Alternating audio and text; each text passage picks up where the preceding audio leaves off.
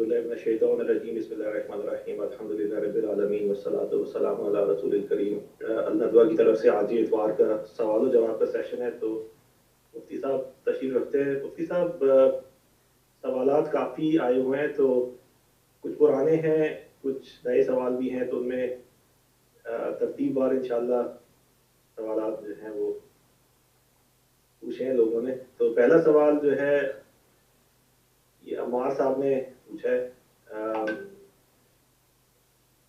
ان کا سوال یہ ہے کہ دریافت کرنا تھا کہ آپ نے کئی مرتبہ یہ بیان فرمایا کچھ گناہ جو انسان سے جذبات کی غلبے کی وجہ سے ہو جاتے ہیں، ایسی صورت میں آپ نے مایوس نہ ہونے اور توبہ کرنے کی تلقین کی، لیکن ایک اور جگہ آپ نے یہ بھی بیان کیا کہ جس شخص کی تنہائی پاک نہیں اس پر اللہ کی معرفت حرام ہے، اور عین ممکن ہے کہ قیامت کے روز اللہ کی زیارت بھی اس کو نصیب نہ ہو۔ تو سوال یہ ہے کہ عموماً جو گناہ جذبات کی شدت کی وجہ سے ہوتے ہیں وہ تنہائی میں ہی سرزد ہوتے ہیں، تو یہ بظاہر یہ دونوں چیزیں یہ متضاد لگتی ہیں۔ جی یہ سوال عمار صاحب نے ہمیں بھی بھیجا ہے۔ مناسب معلوم ہوتا ہے کہ ہم ہمایوں صاحب کے سوالات سے جو گلزار صاحب کے پاس ہیں اس سے آغاز کر لیں، پھر اس پہ آ جاتے ہیں۔ گلزار صاحب فرمائیے کیا سوال ہے؟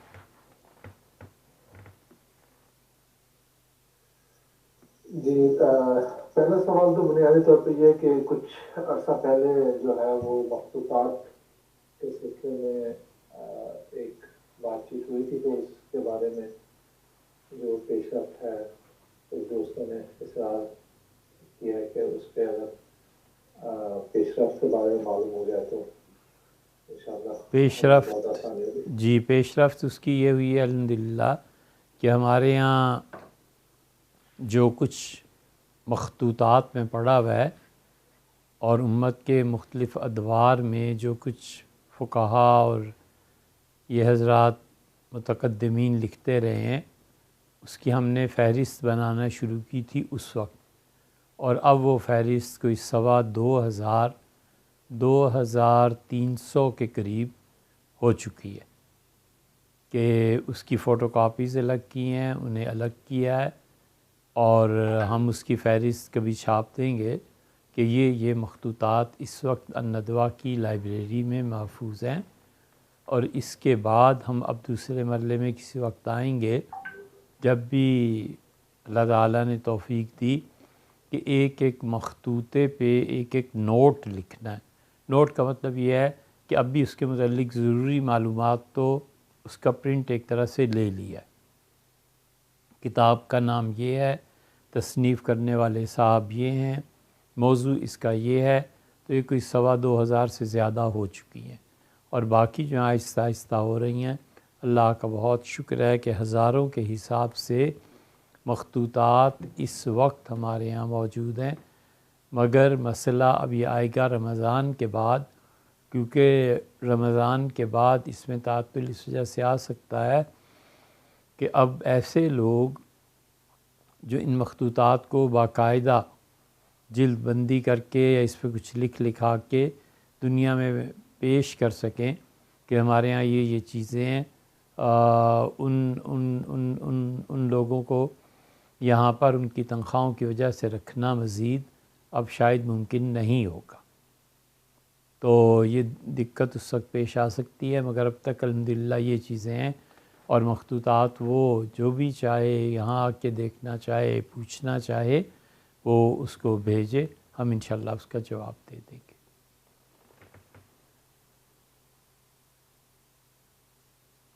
نیکسٹ۔ جزاک اللہ خیر۔ دوسرا سوال یہ تھا کہ ادارے میں جب سے حفظ کا سلسلہ شروع ہوا ہے اس وقت سے کتنے بچے حفظ کے پروگرام میں داخل ہوئے، کتنے نے مکمل کیا، اور آگے کتنے جو ہیں وہ اب مزید کتابوں کی طرف ہمارے یہاں سینکڑوں بچوں نے حفظ کے لیے داخلہ لیا، اور وہ ایک طویل فہرست ہے، اور وہ 500 سے بھی زیادہ بچے ہیں جنہوں نے داخلہ لیا، ان میں سے 200 کے قریب ایسے تھے جنہوں نے حفظ کیا اور وہ چلے گئے، اور ان میں سے بھی 200 میں سے 137 یا 38 حافظ ہیں جو آج بھی ریکارڈ دیکھا ہے، انہوں نے نہ صرف یہ کہ حفظ کیا بلکہ اس کے ساتھ ساتھ تجوید اور قرات بھی پڑھی، اور اس کے ساتھ انہوں نے وہ یہ کہیں کہ گردان کی، یعنی اچھی طرح قرآن کریم پختہ کر کے 1 سال سنا کے پھر وہ گئے ہیں۔ اور ان میں 50 کے قریب ایسے بچے بھی ہیں جنہوں نے تراویح میں بھی اور تراویح کے علاوہ بھی دیگر اساتذہ کو قرآن کریم سنایا، اور ان سے اجازت بھی لی کہ بس ٹھیک ہے بچے اب جاؤ اور تراویح پڑھاؤ۔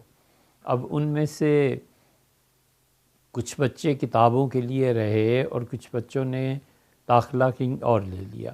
کتابوں کے لیے جو بچے آئے ہیں وہ وقتاً فوقتاً چھوڑ کے جاتے رہے ہیں، کیونکہ ہم اب بھی کوئی 4تھے درجے تک پڑھا سکتے ہیں اور اس سے آگے کی کلاسز اب ہمارے ہاں نہیں ہیں، اور رہائش بھی بچوں کی نہیں ہے۔ تو اس رہائش پہ ان چیزوں پہ قابو پانے کے لیے، اور خاص طور میں حفظ کے بچوں میں اضافہ ہو رہا ہے کرونا کی وجہ سے، کہ دیہات گاؤں میں لوگ کہتے ہیں بچہ سال بھر سے گھر بیٹھا ہے 2 سال سے، تو اور کوئی نہیں سے حفظ ہی کرا دیں۔ تو اب ہم بندوبست کر رہے ہیں کہ انشاءاللہ اللہ تعالیٰ نے توفیق دی تو 500 سے زیادہ بچے بیک وقت ہمارے یہاں حفظ کر سکیں گے۔ اس کی تفصیلات میں اگر ہمایوں صاحب آپ دیکھنا چاہیں تو ایک بہت بڑی بلڈنگ ہے۔ ہم نے آخری بات جو عرض کی تھی وہ یہ کہ ہمیں اب یونیورسٹی کی زمین کی 4 دیواری پھیرنی ہے، اور ہم اس زمین کو محفوظ کر لیں، ایک بہت بڑا کام ہے۔ اس کے بعد ہوا یہ ہے کہ حکومت پاکستان کے بعض اقدامات کی وجہ سے، جیسے کہ ساری دنیا جانتی ہے، اب آہستہ آہستہ مدارس کے لیے معاشی ماحول تنگ کیا جا رہا ہے۔ مثلاً یہ بات تحقیق سے آپ اندازہ کر لیں کہ ہمارے یہاں مدارس کا اور MQM ان دونوں کا سورس آف انکم بہت بڑا قربانی کی کھالی تھی۔ کروڑوں روپے دارالعلوم کراچی، بنوری ٹاؤن، مفتی نعیم صاحب رحمۃ اللہ علیہ، ان کے مدارس میں لوگ کھالیں دیتے تھے، اور کئی مہینے اس طرح اکانومی چلتی تھی۔ اور اسی طرح MQM والوں کو بھی کھالیں وہ لے لیتے تھے اور بیچ کے اپنا جو بھی کرتے تھے۔ تو یہ نظام چل رہے تھے۔ یورپین یونین نے پاکستان سے لیدر پروڈکٹس خریدنا کم کر دیں اور بعض نے چھوڑ دی۔ بہت آرام سے انہوں نے یہ کام کیا۔ جب لیدر پروڈکٹس پاکستان سے لینا کم ہو گئیں تو یہاں پیچھے جو فیکٹریز تیار کر رہی تھیں وہ بھی بیٹھ گئیں، اس سے پیچھے جو کھالیں فروخت ہو رہی تھیں وہ کاروبار بھی برباد ہو گیا۔ چنانچہ گائے کی کھال 200-300 میں، اور دمبے بکرے کی کھال تو ویسے ہی لوگ کہتے تھے لے جاؤ، ہمارے پاس اس کا کوئی مصرف نہیں ہے۔ تو اس لیے یہ جدھر کو کشتی چل رہی ہے اس کے آگے بحر ظلمات آتا ہے۔ تو اس لیے ہمیں کوئی چیز چھپانے کی نہ ضرورت ہے نہ کوئی اس کا فائدہ ہے۔ ہم نے یہ سوچا تھا، اور آپ سے بھی شاید ایک مرتبہ عرض کیا تھا ملاقات پہ، کہ ہم لوگوں نے اسے اب یونیورسٹی کی تشکیل اس لیے کر دی ہے کہ یونیورسٹی ہو، اس کے ساتھ ہاسپٹل ہو، اس کے ساتھ لائبریری ہو، اس کے ساتھ ماڈرن سائنسز کے ادارے آہستہ آہستہ کھولنا شروع کر دیں، تو ہم اپنے سارے درس نظامی کو، اسلامی تعلیمات کو دارالقرآن میں لے آئیں۔ یونیورسٹی کے مثلاً 10 شعبے ہیں، ان میں ایک شعبہ اسلامک سٹڈیز کا ہے۔ اسلامک سٹڈیز کے شعبے میں پھر قرآن پاک کا حفظ الگ چیز ہے، کتابیں پڑھنا الگ چیز ہے، حدیث شریف کا پڑھنا الگ ہے، منطق اور فلسفے کا پڑھنا الگ ہے۔ یہ ساری فیکلٹیز جو ہیں وہ ایک بڑے دارالقرآن کے نیچے آتی ہیں۔ تو گورنمنٹ اگر بند کرنا چاہے گی تو پوری یونیورسٹی کو بند کرے گی نا، ایک فیکلٹی کو تو بند کرنے سے ذرا دقت پیش آئے گی، پھر وہ اسپتال بھی بند کر دیں، پھر عورتوں کا اسپتال بھی بند کر دیں۔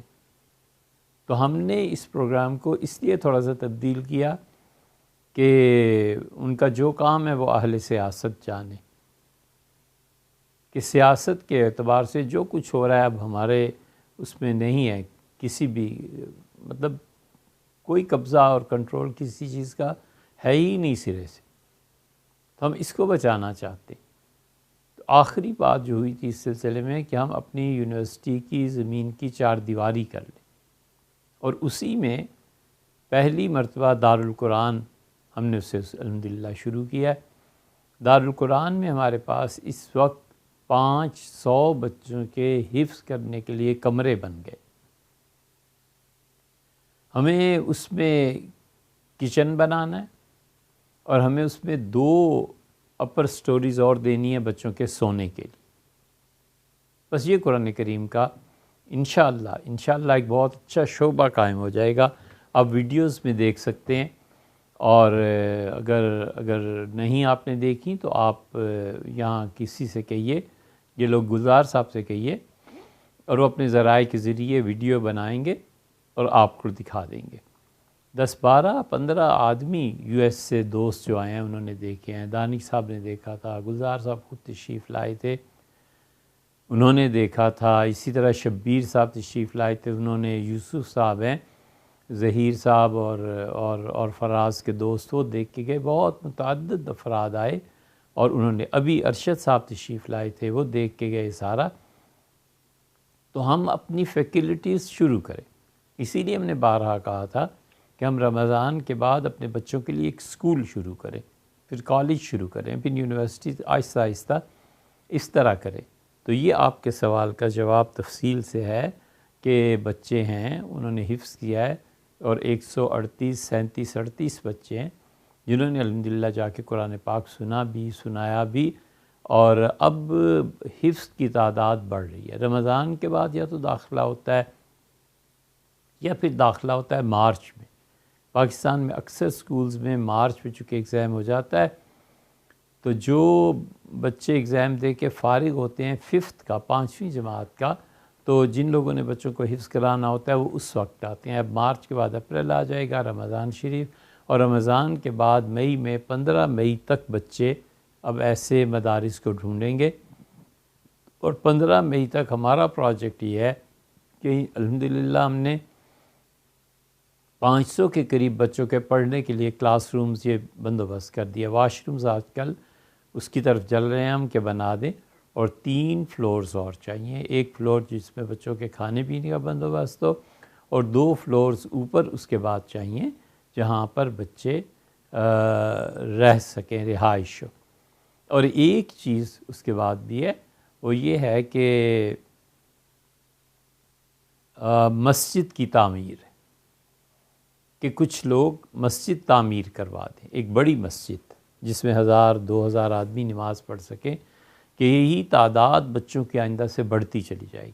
بچہ عام طور پہ 4 سال سے 5 سال میں حفظ قرات وغیرہ، اگر حفظ کی طاقت قوت اس میں زیادہ ہو تو کر لیتا ہے۔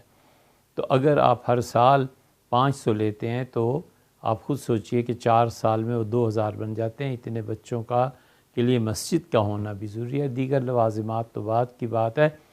اور چند ایک آدمیوں کا اس لیے کہہ رہے ہیں کہ چند لوگ مل کے مسجد بنا دیں تو بہت اچھا ہے، وگرنہ پھر فرض کیجئے کوئی 10,000 چندہ بھیجتا ہے تو وہ 10 مرتبہ پوچھے گا بھی آ کے پاکستان میں کہ یہ پیسہ ادھر کہاں لگ گیا اور ادھر لگنا چاہیے تھا ادھر، اور چند ایک آدمی اپنی کمیٹی بنا کے مسجد کی ذمہ داری لیں تو الحمدللہ ہم بھی اس کی فکر سے نجات پا جائیں گے، اور بچے جو ہیں وہ بھی اپنے کاموں میں مصروف رہیں گے، اور قرآن پاک کا حفظ باجماعت نماز یہ قائم ہو جائے گی۔ پوری دنیا میں جو مسلمان بھی سن رہے ہیں، پیسہ نہیں چاہیے، ان چیزوں میں تعاون چاہیے، اس لیے کہ اگر ہم خالص مدرسے کی شکل دے دیں اور خدا نخواستہ اگلی حکومتیں آ کے ان چیزوں کو ٹھپا لگا دیں، پاکستان میں قانون بن گیا،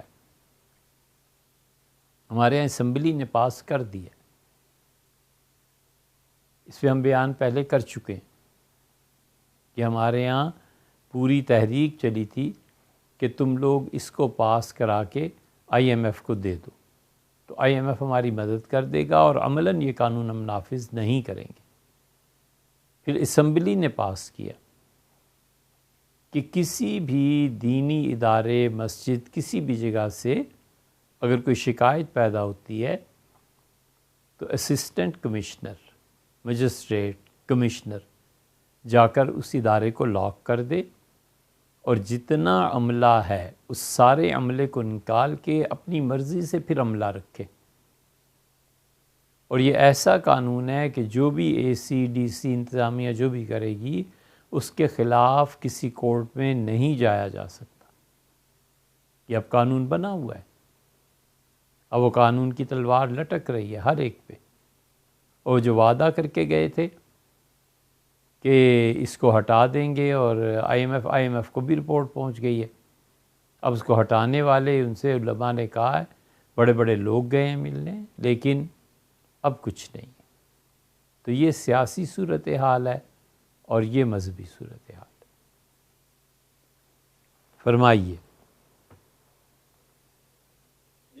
مفتی صاحب اس پہ ایک سوال جو ہے وہ میں نے ایکچولی لکھ کے رکھا ہوا تھا، آپ سے فون پہ بات ہوئی تھی، تو مفتی صاحب اس میں یہاں پر کچھ حضرات ہیں، ان کا کہنا یہ ہے کہ جو ادارے جو زیادہ تر پاکستان میں ہیں یا دنیا بھر میں بھی جو مذہبی ادارے ہیں، وہاں سے جو فارغ ہوتے ہیں لوگ، وہ معاشرے کے اندر کارآمد جو ہے وہ فرد نہیں بن سکتے، یا اس پہ کوئی ان کے پاس ایسا ہنر نہیں ہوتا کہ وہ کچھ کر سکے، بلکہ وہ صرف مولوی کہلاتے ہیں۔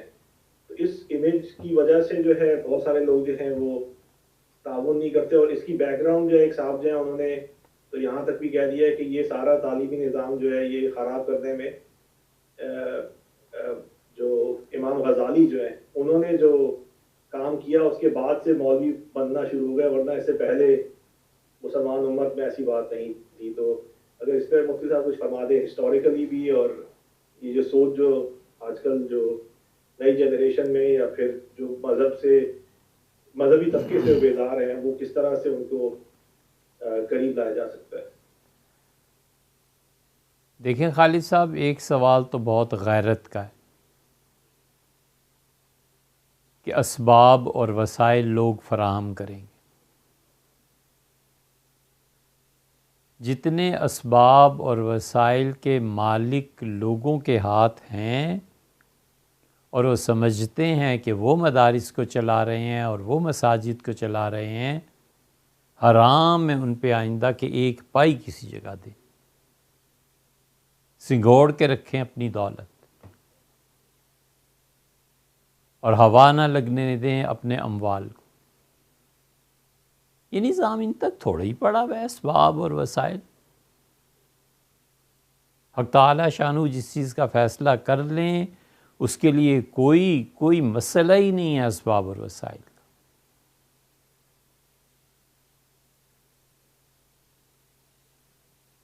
اللہ تعالیٰ کی صفت رزاقیت پہ اعتماد چاہیے، حتیٰ کہ وہ مدرسے سے اور مسجد سے نکال دے اور وہ یہ باور کرا دے کہ تم میرے دوست ہو اور تم چاہیے مجھے، چھوڑو مدرسے کو اور مسجد کو، اس سے بڑا خوش نصیب کون ہے؟ اسی لیے اللہ کہتا ہے بل اللہ یمن علیکم، خدا کو کبھی مت کہنا کہ ہم ایمان لائے ہیں تو ہم نے بڑا احسان کر دیا ہے۔ بل اللہ یمن علیکم، تمہیں اللہ کا شکر ادا کرنا چاہیے کہ اللہ نے توفیق بخشی ہے ایمان کی، ان ہداکم للایمان، ایمان تمہیں دیا ہے، خدا کا شکر ادا کرو۔ خوش نصیب ہے جس کے اسباب و وسائل میں سے کوئی چیز اللہ کی راہ میں لگ جاتی ہے۔ یہ بالکل دماغ سے نکال دینا چاہیے کہ ہمارے پیسوں سے کچھ نہیں، یہی کچھ نہیں یار، آپ کیا کر کیا سکتے ہیں؟ کچھ بھی نہیں۔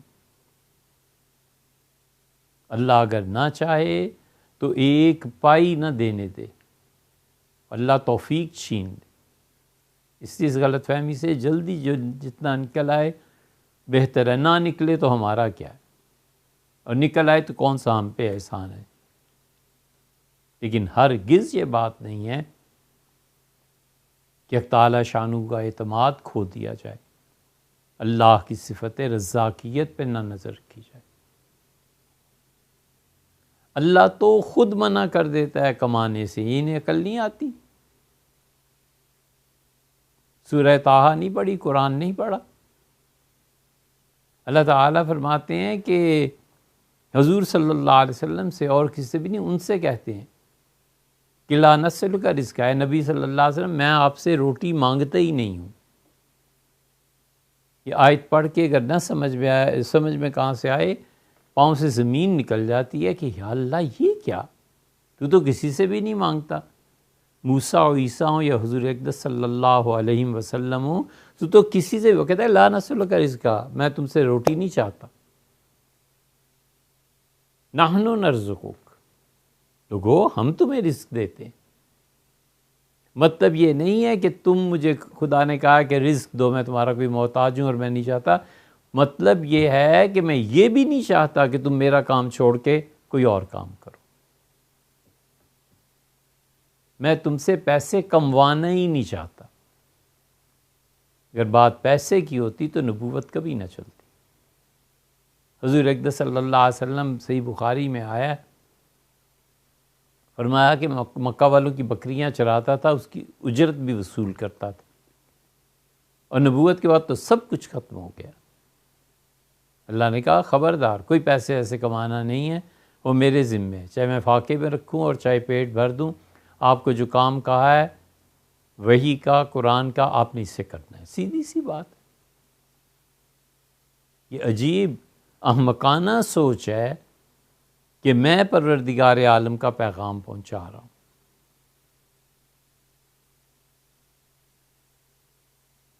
حکومت 2 ٹکے کی، اس کی نوکری پہ اعتبار ہو جاتا ہے، اور جن لوگوں نے اپنی زندگیاں، اپنی صلاحیتیں، جوانی خرچ کر دی خدا کے علم پہ، کتاب و سنت پہ، ان پہ، تاکہ وہ اللہ کا پیغام لوگوں تک پہنچائے، بس ایک اللہ ہی رہ گیا جو ان کی ضروریات پوری نہیں کرے گا، باقی دنیا میں ہر کوئی اپنے ملازمین کا خیال رکھے گا، اللہ ہی ہے جو اپنے ملازموں کا خیال نہیں رکھتا۔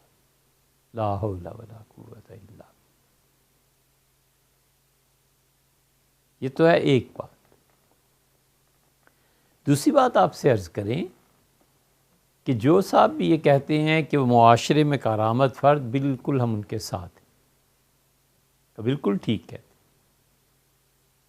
وہ جو ہمارے بھائی اس طرح کی سوچ رکھتے ہیں، ہم اور وہ، کم سے کم اپنی ذات کی حد تک ہم ان کے ساتھ۔ ہمیں اس نظام تعلیم کو بدلنا چاہیے، اور دونوں طرف یونیورسٹی اور کالج اور اسکول کا سسٹم جیسا ہمارے بچے پڑھ کے آتے ہیں، انہیں خدا کے دین سے کوئی تعلق اتنا رہتا نہیں، اور جو ہمارے مدارس میں بچے پڑھتے ہیں، چونکہ کوتاہ نظر ہوتے ہیں نا، چھوٹے ہوتے ہیں، دماغ میں وسعت نہیں ہوتی، اس لیے وہ سمجھتے ہیں کہ ایک لیفٹیننٹ بن گیا، ایک کلرک بن کے کام کر رہا ہے، ایک بچہ میڈیکل کالج میں داخلہ لے رہا ہے، میں کیا کروں، میں کس طرح کماؤں؟ ہمیں چاہیے، یہ آپ ندوہ میں کیا ہم کرنا چاہتے ہیں، اس کو کبھی سن لیجئے گا۔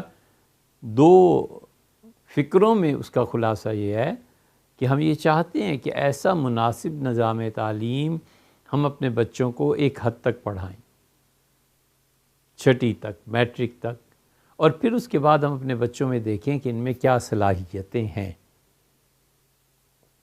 ہم ایک پورا ٹاپ کا گروہ بچوں کا جو پڑھتا چلا آیا ہے، مناسب نظام تعلیم، اس کو بھی اور کچھ اس کو بھی، اور اس میں 3 اضافے جو کرنے چاہیے درس نظامی پہ، اس پہ ہم نے پوری ریکارڈنگ کرا دی ہے۔ ہم نے اس پورے نظام تعلیم کو ریکارڈ کروایا، آپ سے سنی۔ ہم ان میں جو بچے 10-12 سال پڑھنے کے بعد ٹاپ پہ نظر آتے ہیں، انہیں ہم پابند کر لیں کہ بیٹے آپ نے نیکسٹ جنریشن کو یہیں پڑھانا ہے، یہیں تربیت دینی۔ اس صف سے دوسرے جو بچے نکلیں، ہم ان بچوں کو CSS کے ایگزام میں لے جائیں۔ تیسرے نمبر پر جو نکلیں، یہ نمبر ایسے ہی لگا رہے ہیں، انہیں آپ ڈاکٹر میں اپنا میڈیکل کالج قائم کریں، 20 سال لگ جائیں، 30 سال لگ جائیں، وہ سب سے پہلے اچھا انسان ہو، اس کے بعد ڈاکٹر ہے یا کچھ۔ چوتھے فوج میں بھیج دیں۔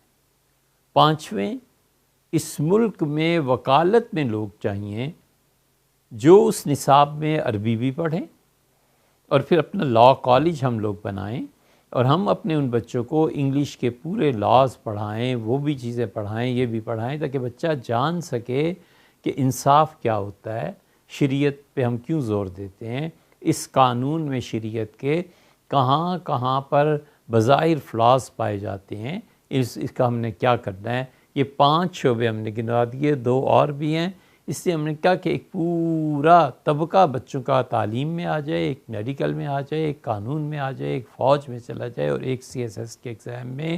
یہ اس یونیورسٹی کا نصب العین ہونا چاہیے، اور اس لیے وضاحت سے کئی مرتبہ عرض کیا ہے ان دوستوں کی خدمت میں کہ آج ہم آپ کے سامنے ایک آئیڈیا رکھ رہے ہیں۔ ہم نہیں رہتے اس دنیا میں، کیا مسئلہ ہے؟ کچھ نہیں، آئندہ آنے والی نسل ان خطوط پر چلے۔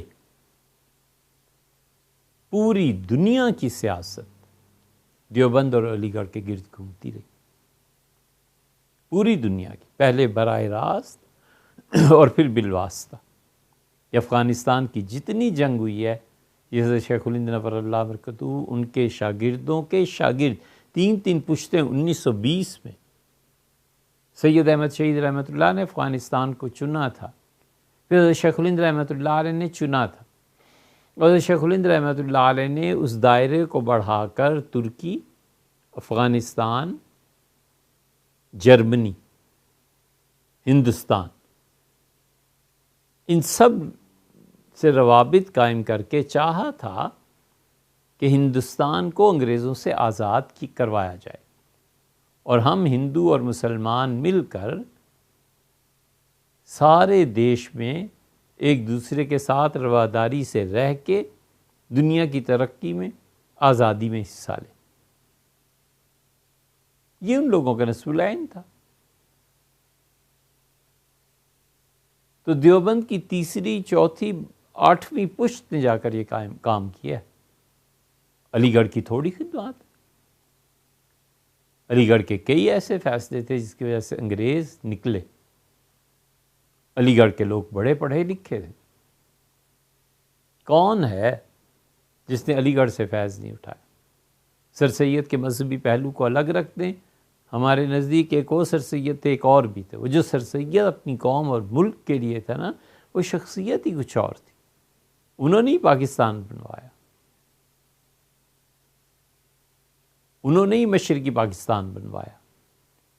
وہ اچھا تھا برا تھا یہ وہ جانے، لیکن اس وقت اسلام آباد میں سیکٹریز، منسٹرز، حتیٰ کہ جو بھٹو صاحب سے پہلے پریزیڈنٹ اور یہ لوگ گزرے تھے، یہ سب ڈائریکٹ یا انڈائریکٹ علی گڑھ سے ہی تعلق رکھتے۔ کیوں نہ ہم ایک اور ادارہ ایسا بنائیں؟ آپ بالکل صحیح فرماتے ہیں، جہاں ہمارے بچے پڑھ کے نکلیں اور ہم 6-7 شعبوں میں تقسیم کر دیں، اور شدید محنت کے بعد 50 سال بعد، 60 سال بعد دیکھیں اس کا رزلٹ کیا نکلتا ہے۔ نیت میں خلوص رہنا چاہیے، اللہ پہ بھروسہ کرنا چاہیے، اور اتنے تجربات جو کر رہے ہیں اس کی بجائے ہم ایک اچھا تجربہ تو نہیں کہتے، یہ کہتے ہیں کہ ایک اچھی چیز دنیا میں قائم کرنی چاہیے، سیاست سے بالکل پاک ادارہ، فرقہ واریت سے بالکل پاک ادارہ۔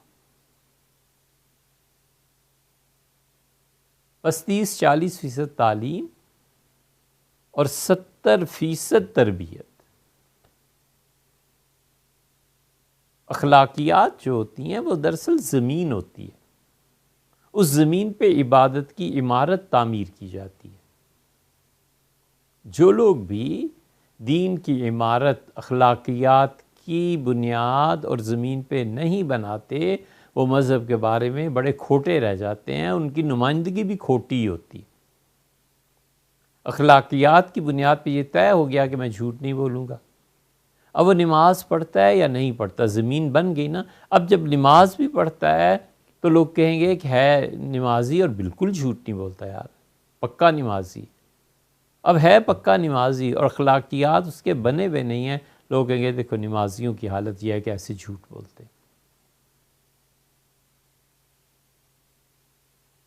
اللہ کا خوف اس میں ہے، کبھی جا کے جھوٹی گواہی عدالت میں نہیں دے گا، اور خوف خداوندی ہے نہیں۔ حج میں جائے تو بھی لڑائی ہے، عمرے پہ جائے تو بھی لڑائی ہے، مسجد میں بھی لڑائی ہے، گھر میں بھی لڑائی ہے۔ تو آگے والا کہہ سکتا ہے کہ یار آپ کرتے کیا ہیں، کس خدا کی عبادت کرتے؟ اس سے تمہیں یہ نہیں سکھایا کہ کچھ تمہیں خدا کا خوف ہونا چاہیے؟ وضو کے لیے لائن لگی ہوئی ہے، تم جو جمپ کر کے پیچھے سے آ کے پہلے اپنے نمبر پہ وضو کرنا چاہتے ہو، تو کس کھاتے میں جو پہلے سے کھڑا ہے اس کا حق نہیں بنتا؟ اور خدا کا خوف ہو تو وہ پیچھے ہی کھڑا رہے گا کہ نہیں، لوگوں کا حق زیادہ ہے مجھ سے۔ تو یہ تربیت ہے اور تعلیم، وہ بھی آپ سے عرض کر دی۔ اس فکر کے لوگ چاہیے، اس فکر کے افراد چاہیے۔ مجھے کوئی پریشانی اور نہیں ہے، دکھ، لیکن اکیلا ہوں، کیا کروں؟ آپ بتائیں۔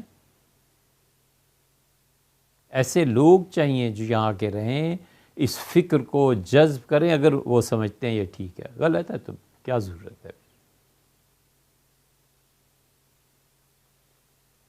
ہمیں اپنی فکر کے لوگ نہیں ملے، لیکن اس کا مطلب یہ تھوڑی ہے کہ جسے حق سمجھتا ہوں اسے بیان بھی نہ کروں۔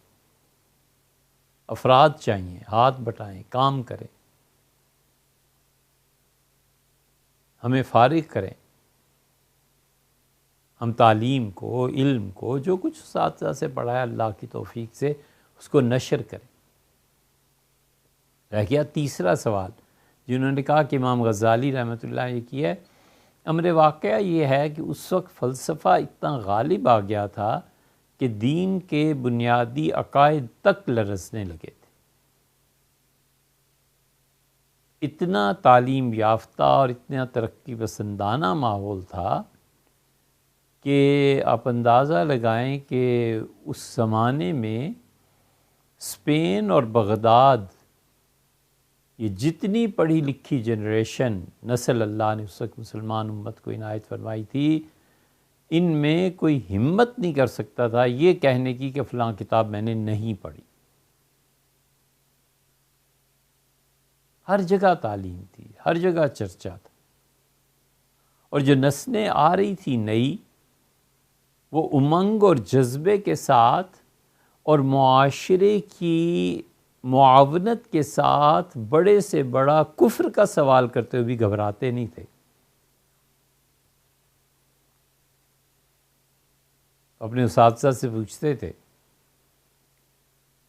کہ اگر خدا ہے تو یہ کیوں ہے، اور یہ دلیل تو جناب اللہ کے نہ ہونے کی ہے، یہ دلیل تو بتاتی ہے کہ مذہب اور شریعت وقت کے ساتھ ساتھ تبدیل ہونے چاہیے۔ آپ کیا کہتے ہیں حدیث میں یہ جو آیا ہے یہ کیسے چل سکتا ہے؟ پورے ایمان کے ساتھ جو ذہنی اشکالات، ذہنی آزادی تھی اس نسل کو حاصل تھی، تو فلسفے نے چولیں ہلانی شروع کی۔ اس فلسفے کا جواب اگرچہ امام غزالی رحمۃ اللہ نے دیا اور بہت خوب دیا، لیکن غزالی چونکہ خود بنیادی طور پہ فلسفی تھے تو وہ اس کو پوری طرح نکال کے اپنی طبیعت سے پھینک دیتے، یہ نہیں ہوا مجھ سے۔ لیکن یہ ٹھیک نہیں ہے کہ امام غزالی رحمۃ اللہ علیہ نے لوگوں کو تحقیق سے روک دیا، یہ کہاں آیا ہے؟ امام غزالی رحمۃ اللہ علیہ نے فلسفے پہ شدید تنقید کی، فلسفیانہ نظریات پہ شدید تنقید کی۔ امام غزالی رحمۃ اللہ علیہ نے بہت سی چیزیں ایسی بیان کی جو انسانی اخلاقیات سے تعلق رکھتی ہیں، اور وہ 10 سال جو انہوں نے بیت المقدس جا کے ایک مسجد کے گنبد میں گزارے، فکر میں، سوچ میں، مراقبات میں، اس کی وجہ سے بعض جگہوں پہ ان کی طبیعت پہ مبالغہ آیا ہے۔ لیکن ہم خود بھی تو سوچیں کہ ہم کسی بھی شخص کو حضور صلی اللہ علیہ وسلم کے بعد 100% معصوم تو نہیں کہہ سکتے نا، تو اثرات ہیں۔ لیکن اس کے بعد جو اور گروہ اٹھے ہیں جنہوں نے اس تعلیمی نظام کو، تحقیق کو، ان چیزوں کو بہت آگے پہنچایا۔ اب زمانے کا فرق چھوڑ دیں تو ابن رشد ہیں، مسکویہ ہیں، اور لوگ ہیں، ابن طفیل ہیں، ابن باجہ ہیں، راضی ہیں، امام راضی رحمۃ اللہ علیہ کے علاوہ کیمسٹری میں اور فزکس میں، اور جنہوں نے خلافت بغداد نے گھڑی بھیجی تھی فرانس کے بادشاہ کو، اور فرانس کا بادشاہ حیران ہوا کہ اچھا یہ ٹائم اس طرح بھی پتہ چلتا ہے اور یہ بھی ہوتا ہے، یہ سب لوگ اسی آزاد فضا اور ماحول میں کام کر رہے ہیں۔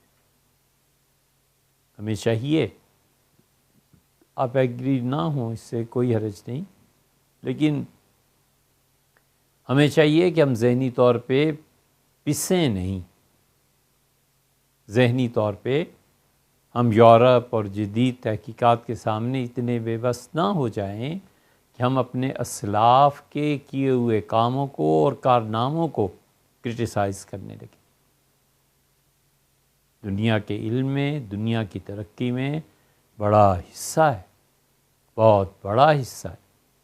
سفر جاری تھا، ایک مرحلے تک ہم نے دنیا کو پہنچایا تھا، یورپ نے کمانڈ لے لی، وہ آگے چل پڑے اور وہ چل رہے ہیں، اور وقت آ جائے گا انشاءاللہ جب ہمارے بچے ان کے علوم کو لے کے اسے مشرف با اسلام بھی کر لیں گے اور دنیا پہ ثابت کر دیں گے کہ ہمیں بھی جینے کا ایسی حق حاصل ہے ایسے تمہیں۔ معاشیات کا استحکام چاہیے امت مسلمہ کی۔ اس وقت معاشی طاقت جتنی ہے اس کا بہت بڑا حصہ ان پڑھ اور جاہل لوگوں کے پاس ہیں، وہ مسلمان لیکن انہیں تعلیم کا شعور نہیں ہے۔ تو تشدد کے بغیر کیوں نہ ہم اپنے بچوں کو پیدا کریں، کیوں نہ ہم اپنی یونیورسٹیز بنائیں، ادارے بنائیں، تاکہ وہ آگے بڑھ کے دنیا کی کمانڈ کو سنبھالیں۔ اللہ کا شکر ہے ہم نے فرانس میں، یو ایس میں تو بارہا مسلمان بچوں کو دیکھا، اپنی اپنی جگہ پہ ٹاپ پہ ہیں۔ اسی طرح ڈاکٹرز کو دیکھا، امریکن ڈاکٹرز حیران ہوتے ہیں کہ اتنا اچھا دماغ ہے اور یہ ڈاکٹر ہے۔ تو یہ قوموں کی تاریخ میں اسی طرح ہوتا ہے۔ انگریزوں کو جتنا کچھ بھی ملا ہے اور جتنی دنیا میں ترقی ہوئی ہے، انڈیا کی دولت ملی تھی تو ترقی ہوئی تھی نا، ایسے ہی تو نہیں کر لی تھی۔ ہمارے پاس اسباب اور وسائل جو نہیں ہیں، اس کی ایک وجہ یہ بھی ہے کہ بہت سے لوگوں کو شعور ہی نہیں ہے کہ اسے کیسے خرچ کرنا ہے۔ آپ چاہیں تو ساری رات اس پہ بات کی جا سکتی ہے۔ آکسفورڈ یونیورسٹی میں تاریخ کا شعبہ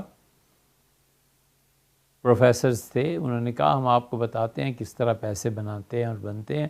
انہوں نے سعودیز کو کہا کہ جہاں پہ تم ہو اور صحرا ہیں، یہاں تو کسی زمانے میں یہ ہوتا تھا، اتنے بڑے بڑے جانور ہوتے تھے، یہاں سرسبز و شاداب علاقے تھے، دریا بہتے تھے۔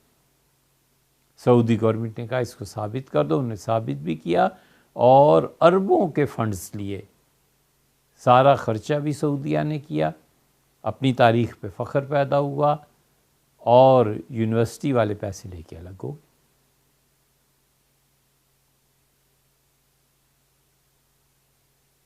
ہندوستان سے جو پیسہ گیا تھا،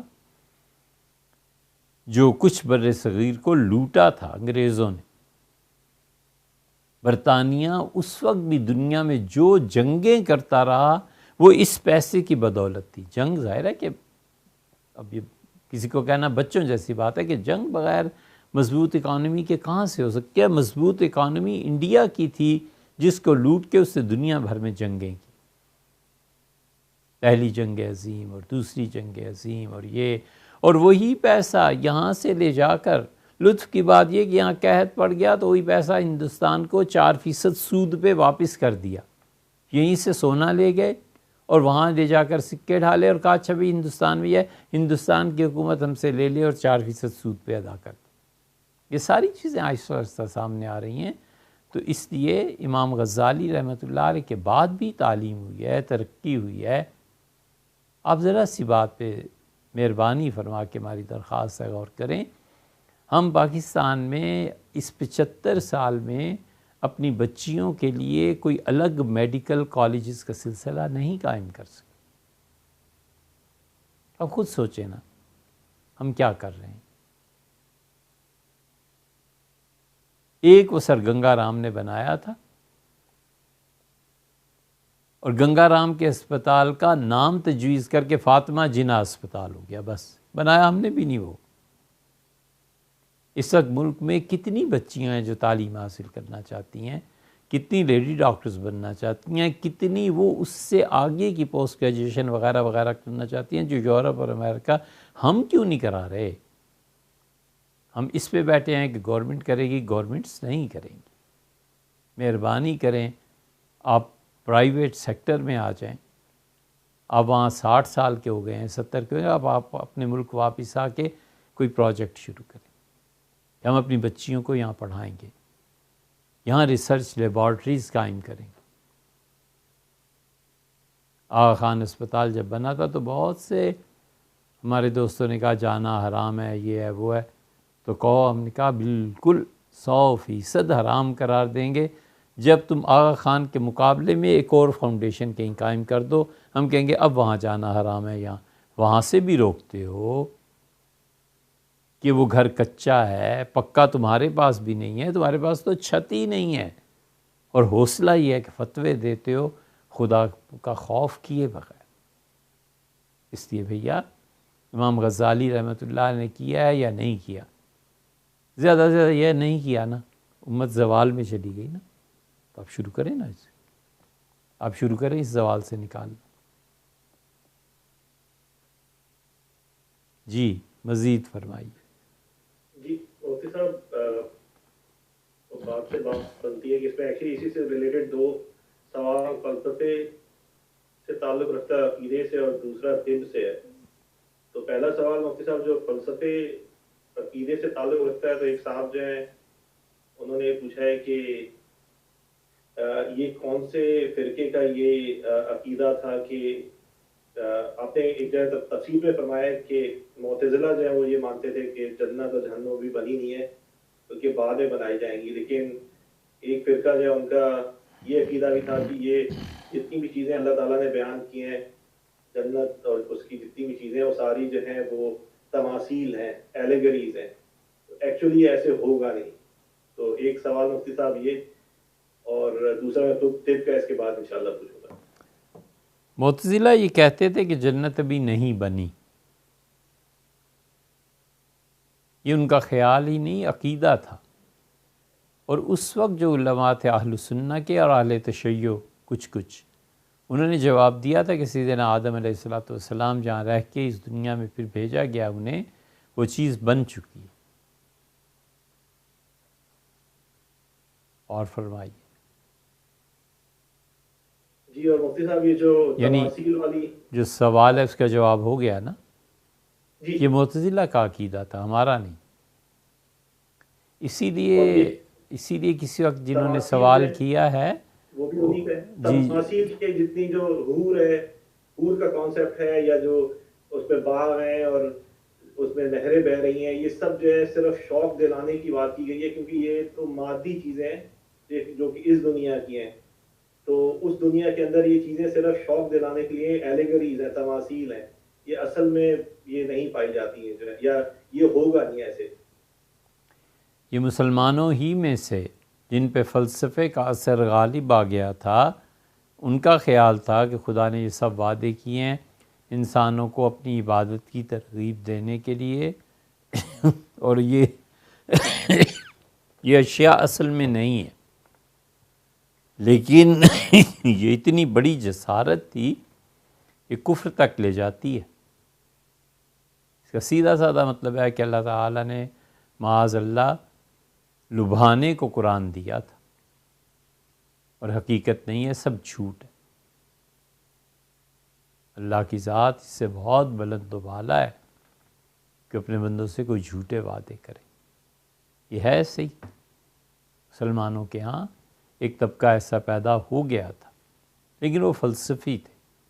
تو اس وقت یہ مسلمان فلاسفہ نے اس کا جواب بھی دیا تھا, کیونکہ فلسفی جتنا بھی آگے چلے گئے تھے مگر کتاب کی, اللہ کی کتاب کا انکار اور اس کی واضح آیات کا انکار ان کے لیے بھی ممکن نہیں تھا۔ تعویلات کرتے رہے مگر بات نہیں چلی، امت نے رد کر دیا تھا اس چیز۔ جی مفتی صاحب، اس سے ایک اور عقیدے کا ایک اور سوال جو ہے وہ یہ پوچھا گیا ہے کہ جو اللہ تعالیٰ نے کہا ہے کہ اللہ نے اپنی روح جو ہے حضرت آدم علیہ السلام میں ڈالی، تو اس سے تو کیا مراد ہے، اور اس سے کیا یہ مراد جو ہے وہ لی جا سکتی ہے؟ وہ بھی آپ نے اپنے عقیدے کے بیانات میں ایک جگہ ذکر فرمایا ہے کہ ایک فرقہ یہ مانتا تھا کہ جو روح ہیں یہ ہمیشہ سے ہیں، تو اس کے اوپر کچھ فرما دیں۔ اللہ تعالیٰ نے بہت سی چیزوں کی نسبت قرآن کریم میں جو اپنی طرف کی ہے وہ نسبت حقیقی نہیں، مجازی۔ مثلا اللہ تعالیٰ نے حضرت صالح علیہ السلام کی جو اونٹنی تھی اس کو فرمایا ناقۃ اللہ، اللہ کی اونٹنی، اور اللہ تعالیٰ کی اونٹنی ہونے کا قطعاً یہ مطلب نہیں ہے کہ خدا کی کچھ اغراض اس سے وابستہ ہیں۔ اونٹنی سے دودھ ملتا ہے، نسل آگے چلتی ہے، اون ملتی ہے، وغیرہ وغیرہ۔ حق تعالیٰ شانہ ان سب چیزوں سے ماورا ہے۔ بیت اللہ، اللہ کا گھر۔ اب گھر میں رہنے کی بات یہ ہوتی ہے کہ آدمی آ کے رات بسر کرتا ہے، کھانا کھاتا ہے، اس گھر کی کوئی آبادی ہوتی ہے۔ اللہ کی ذات ان سب چیزوں سے بہت دور ہے۔ تو بیت اللہ اور ناقۃ اللہ، اور اسی طرح وَنَفَخْتُ فِيهِ مِن رُوحِي، اللہ نے فرمایا میں اپنی روح اس میں پھونکوں گا۔ تو اللہ کی کوئی روح تھوڑا ہی ہے کہ خلق خدا میں سے کوئی روح ایسی ہو۔ لَيْسَ كَمِثْلِهِ شَيْءٌ وَهُوَ السَّمِيعُ الْبَصِيرُ، فرمایا کوئی چیز اللہ جیسی نہیں ہے، اور وہ سنتا ہے اور دیکھتا ہے۔ یہ سب نسبتیں مجازی ہیں، حقیقی چیز نہیں ہے کہ معاذ اللہ، استغفر اللہ، کہ کوئی روح ہے جو اپنے سے آگے کاٹ کے روح کو اپنی کو دوسروں میں شامل کر دے۔ اسی لیے یہ حدیث میں بھی اس کی بڑی اچھی مثال ہے کہ رسول اللہ صلی اللہ علیہ وسلم کے متعلق یہ کہا جاتا ہے کہ نور من نور اللہ، وہ اللہ کے نور میں سے نور ہے۔ ہمارے بریلوی مکتبہ فکر کے حضرات بہت جگہ اس چیز کو پڑھتے ہیں۔ مولانا احمد رضا خان صاحب سے پوچھا گیا کہ حضرت اللہ کے نور میں سے نور کیا مطلب ہے؟ انہوں نے کہا یہ حدیث متشابہات میں سے ہے، انہوں نے اپنے فتاویٰ میں لکھا ہے، یعنی معاذ اللہ، استغفر اللہ، خالص کفر ہے کہ خدا جیسے ایک نور ہے تو اس نے اس نور کو نکال کے ادھر روح مبارکہ اس کے بنا دی، ایسے نہیں ہے۔ نور، روشنی،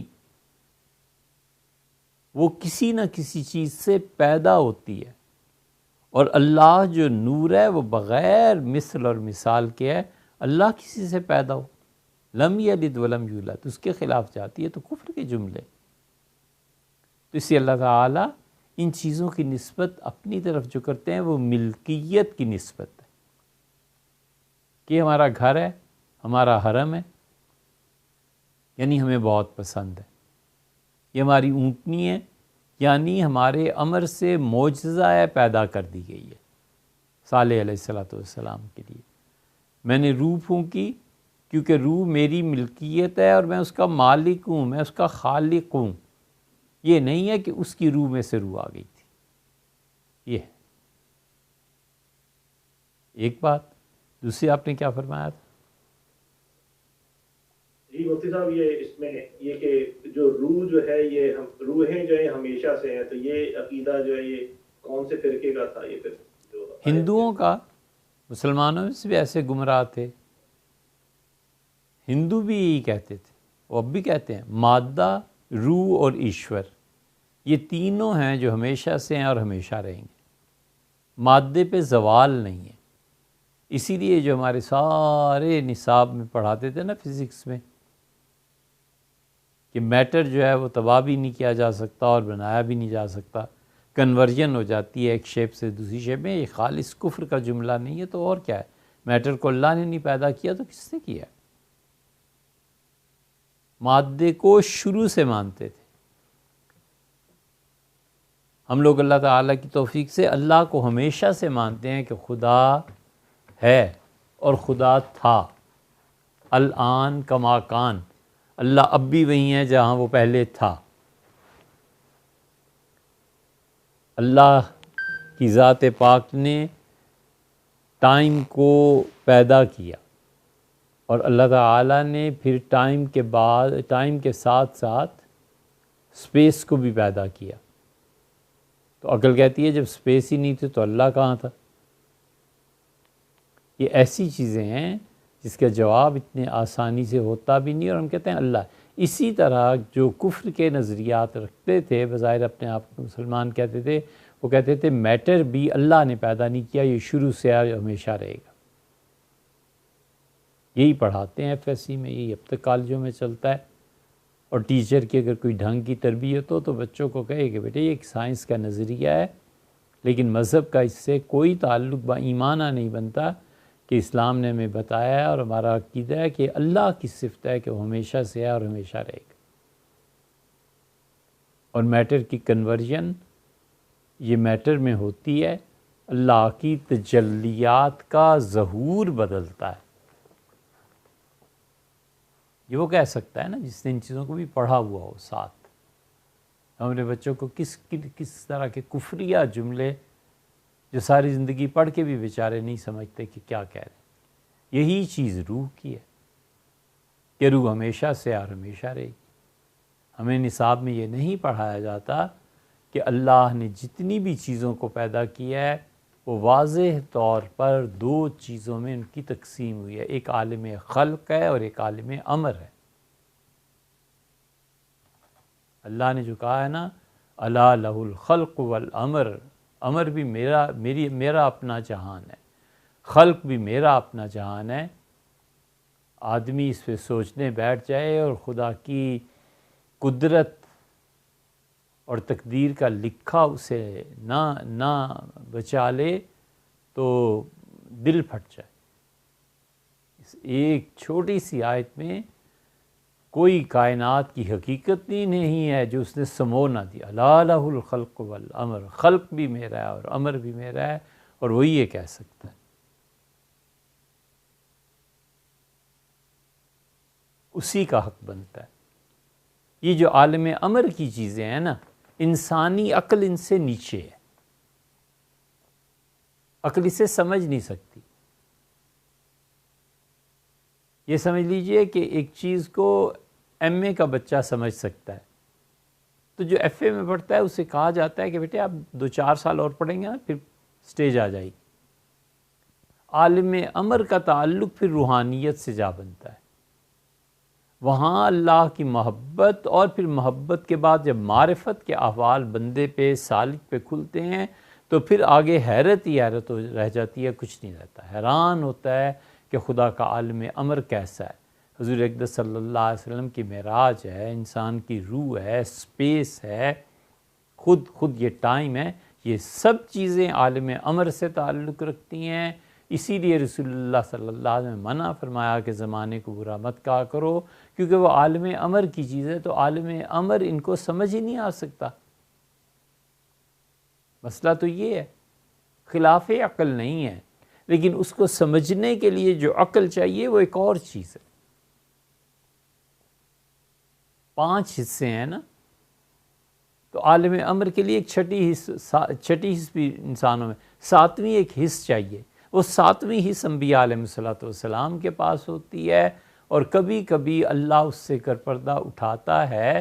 تو شاہ ولی اللہ محدث دہلوی رحمۃ اللہ علیہ نے اپنی کتابوں میں اس کی تصریحات کی ہیں کہ پھر جس سے پردہ اٹھتا ہے اس کو بھی سمجھ آتی ہے، لیکن جس کو سمجھ آتی ہے وہ گنگا ہو جاتا ہے۔ شاہ صاحب خود ان لوگوں میں شامل۔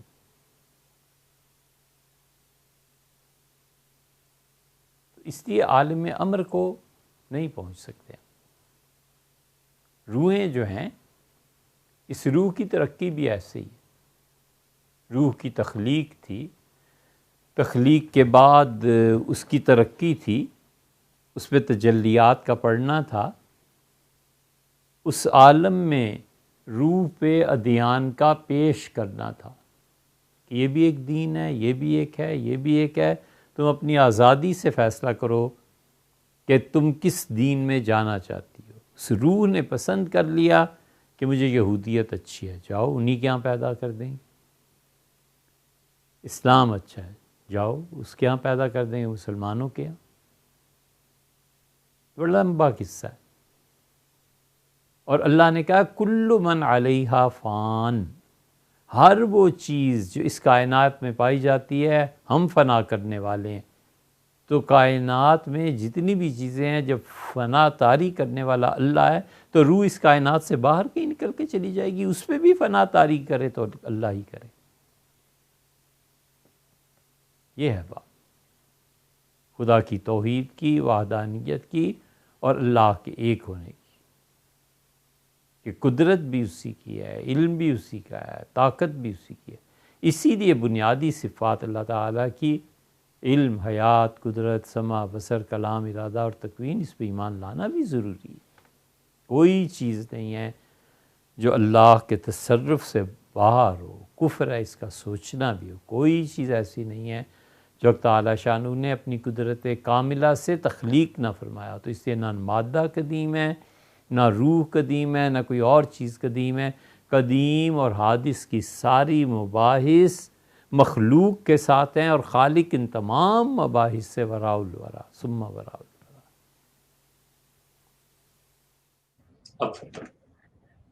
جی مفتی صاحب، اس سے ریلیٹڈ ایک اور سوال جو ہے وہ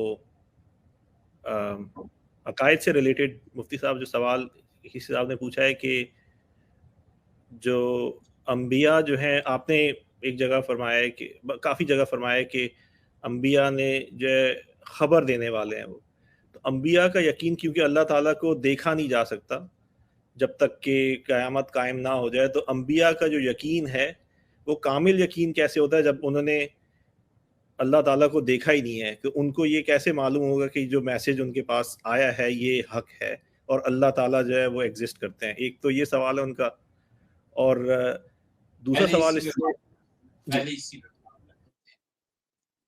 وجدان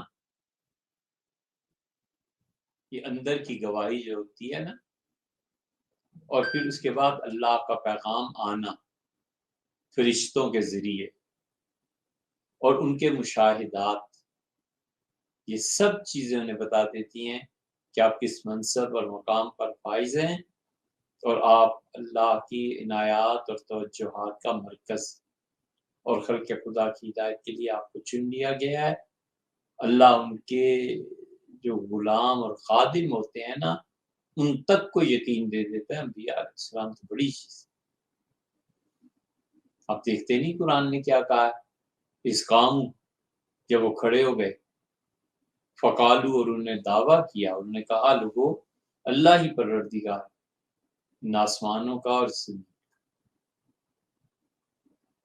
تو جب بادشاہ کے فتنے میں، آزمائش میں وہ قریب تھے کہ پڑ جائیں، اللہ نے کہا وَرَبَطْنَا عَلَىٰ قُلُوبِهِمْ، اور ہم نے ان کے دلوں کو اپنے ہاتھ میں لے لیا۔ تو جو انسانوں کے دل اللہ کی مٹھی میں بند ہو گئے، کس کی ہمت ہے کہ خدا کی مٹھی کو کھلوا لے؟ اب دوسرا مقام نہیں دیکھتے کہ فرمایا کہ ہم نے سے کہا اپنے بچے کو دریا میں ڈال دے، یا خذو عدو لی وعدو، اللہ اسے نکال لے گا وہ جو میرا بھی دشمن ہے اور اس کا بھی دشمن ہے۔ فَأَصْبَحَ فُؤَادُ مِن مُوسَىٰ فَارِغًا، موسیٰ علیہ السلام کی ماں کا دل بہت بے قرار ہو گیا۔ وَإِنْ كَادَتْ لَتُبْدِئُ بِهِ، اور جب دودھ پلانے کی غرض سے پہنچی تو قریب تھا کہ سارے کا سارا راز افشا ہو جاتا۔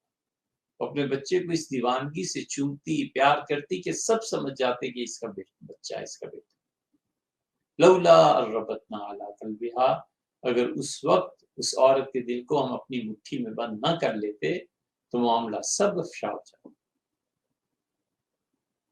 تو اس لیے موسیٰ اور اصحاب کہف ان جیسے لوگوں کا حال یہ ہے کہ تعالیٰ شانون استقامت دیتے ہیں تو نبوت تو اس کے سے کہیں، نبوت کا اس کا مقابلہ ہی کیا ہے، نبوت بہت بڑی چیز ہے۔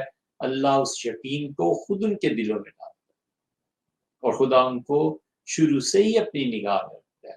اور صوفیوں سے پوچھیں تو کہتے ہیں وہ جو ارواح کا عالم ہے نا، ارواح کی دنیا، اس دنیا میں جو صفیں بنائی گئی تھی انبیاء علیہ السلام پر، خصوصی طور پہ تجلیات برسی۔ صفیں بنانا تو حدیث سے ثابت ہے کہ وہ بھی نہیں لوگ مانتے۔ حضور صلی اللہ علیہ وسلم نے فرمایا ہے نا کہ نظر اپنی صف سے نکلی اور خدا کی تقدیر پہ غالب آنا چاہ، بھوک اسے خدا نے پیدا کیا اور یہ آگے آئی تاکہ کفر پر غالب آ جائے، تو اللہ نے مار کے انہیں واپس بھیج دیا۔ اور اگر خدا بھوک کو واپس نہ کرتا، قاد الفقر ان یکون کفرن، تو غریب لوگ کافر ہو جاتے۔ تو یہ صفحے بنائی گئی تھی، اللہ نے ترتیب دیا تھا، اللہ نے کہا تم جاؤ۔ اس میں رحمت کو خدا نے پیدا کیا تھا، تو رحمت اپنی جگہ سے اٹھی اور جا کر کولی بھر لی، کہا مجھے نہ بھیجیں دنیا میں، لوگ مجھ سے کام نہیں لیں گے۔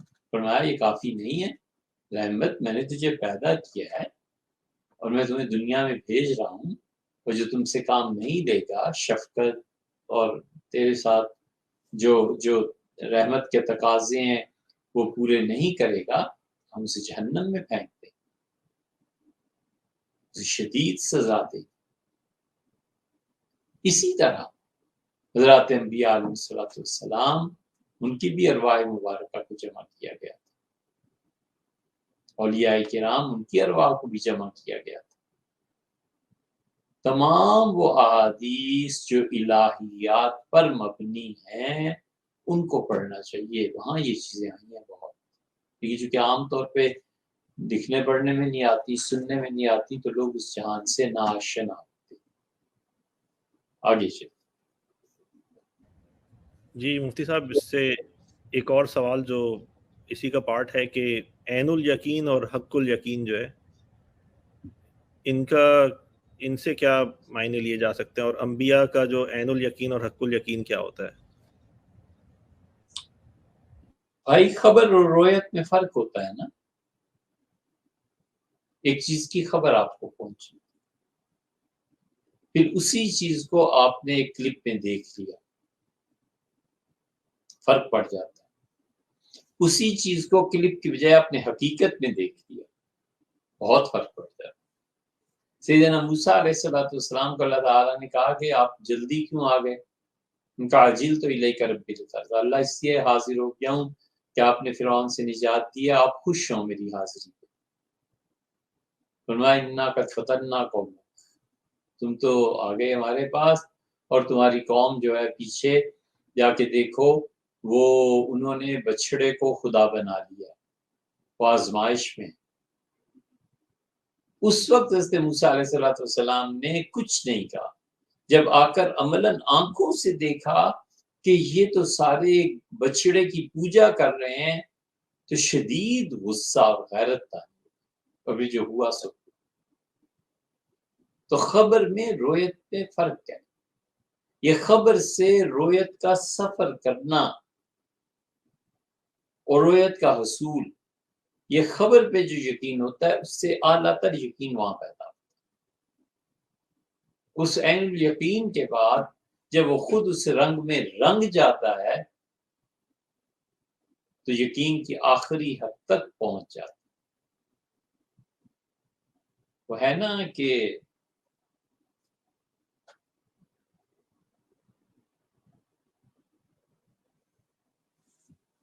کسی نے صوفی سے پوچھا کہ اللہ تعالیٰ ہے یا نہیں ہے، کہ تمہیں پتا ہوگا۔ انہوں نے کہا کہ حضرت میں آپ سے پوچھتا ہوں، مجھے پتا ہو تو پوچھوں کیوں؟ میں کہا مجھے نہیں اتنی باتیں فلسفی کی آتی، اور پچھلے 50 سال میں جس شخص نے کوئی لینا دینا، کوئی سانس کا اندر جانا اور باہر آنا، اور نگاہ کا اٹھنا اور نگاہ کا جھکانا اللہ کے علاوہ کبھی نہ کیا ہو اس سے پوچھتے ہو.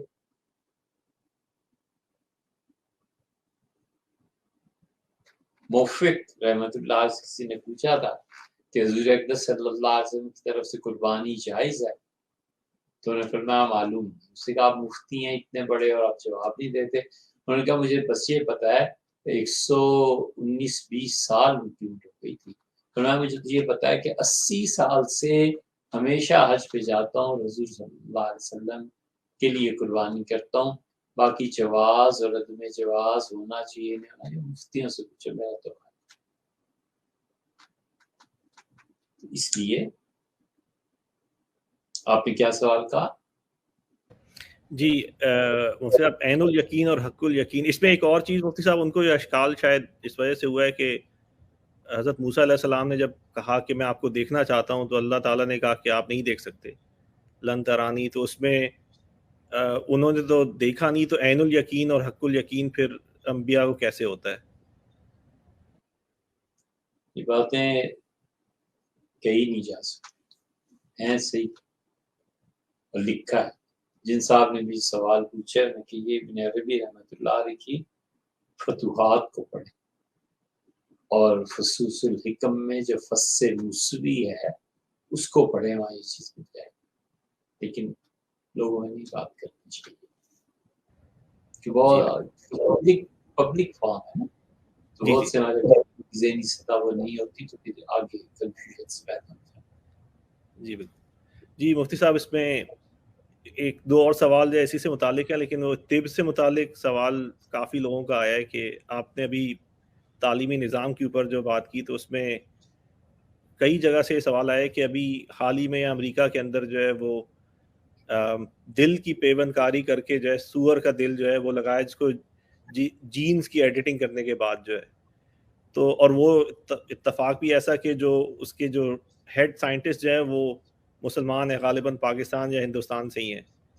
تو اس کے اوپر کافی سوالات آئے ہیں کہ یہ اس طرح کی جو میڈیکل سائنس میں ترقی جو ہو رہی ہے تو اس کے اندر جو ہے علماء کیا کر سکتے ہیں، اور یہ جدید جو ایشوز آتے ہیں اس کے اندر فتاوی کیسے دیے جا سکتے ہیں. اس میں ایک ایگزامپل یہ سور کا دل لگانے والی جو ہے وہ ہے، اور وہ جائز ہے یا نہیں ہے. بہت اچھا سوال ہے بھیا، لیکن ہم سب ظاہر ہے کہ عقل کی دنیا میں رہتے ہیں اور شعور اور عقل سے کام لینا چاہیے.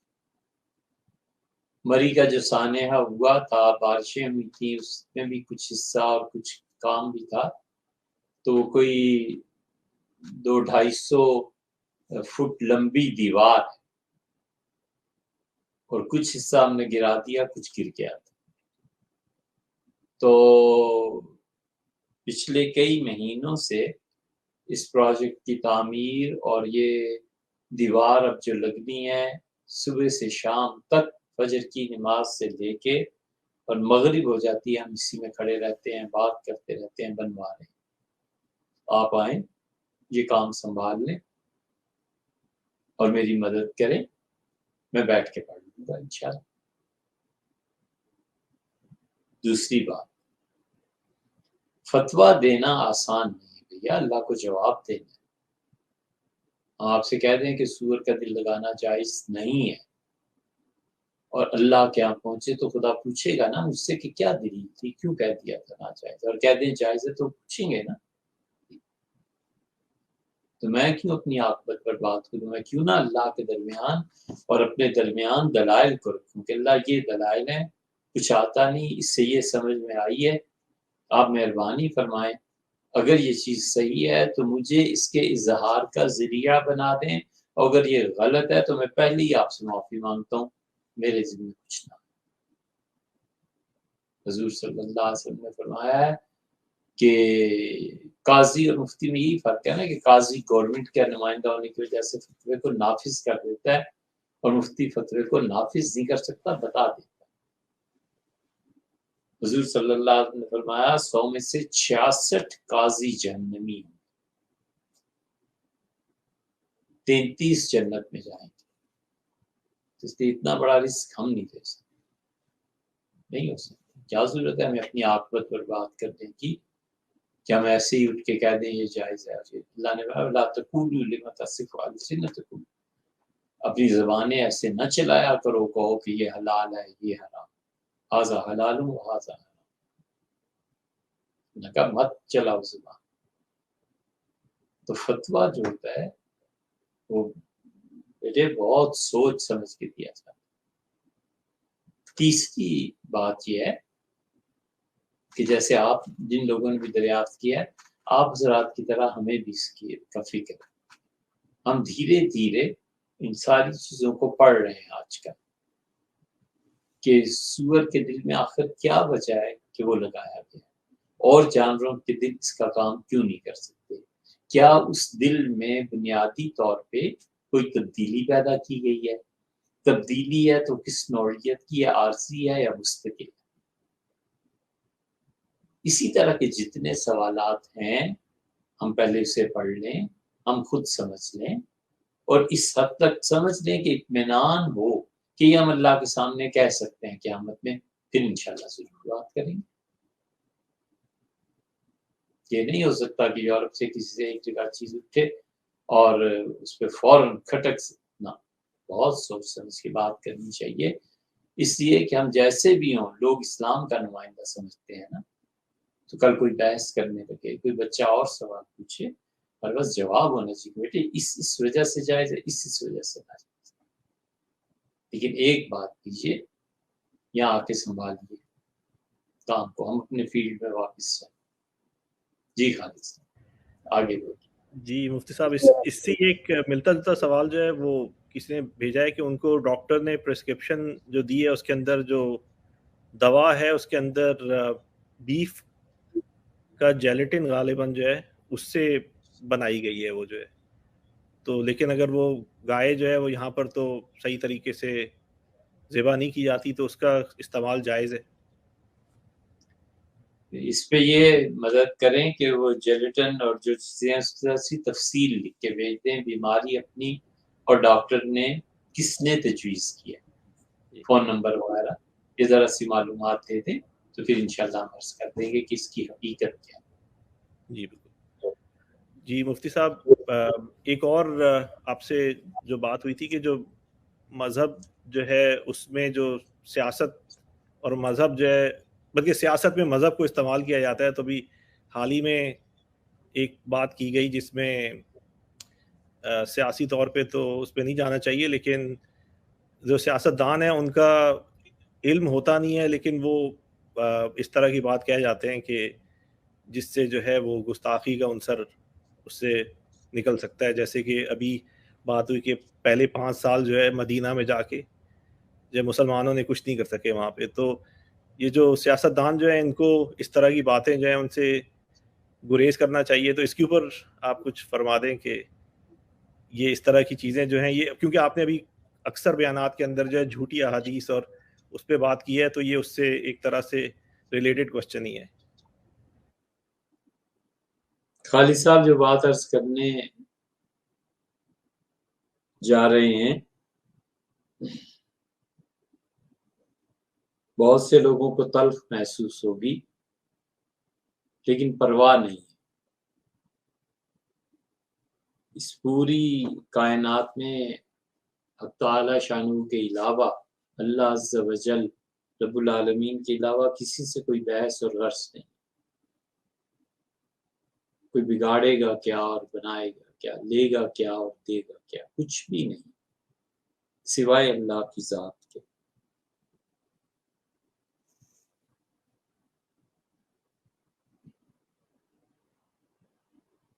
یہ جتنی اس قسم کی باتیں ہیں نا کہ ریاست مدینہ 5 سال، یہ اس طرح سوالات آ رہے ہیں جیسے ساون بھادو،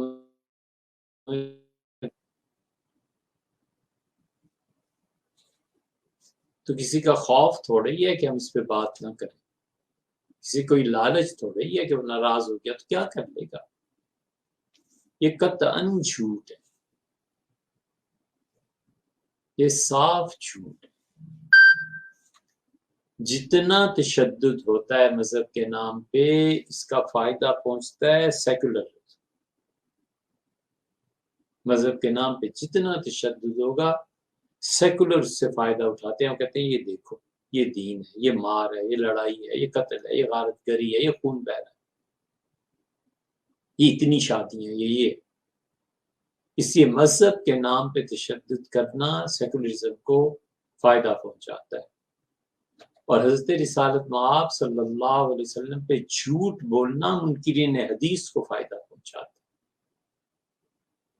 جھوٹی حدیثیں بیان کرتے ہیں، ہم جیسے لوگ اس کی کیا تعویل اور توجیہ کریں، بالکل جھوٹ بکتے ہیں۔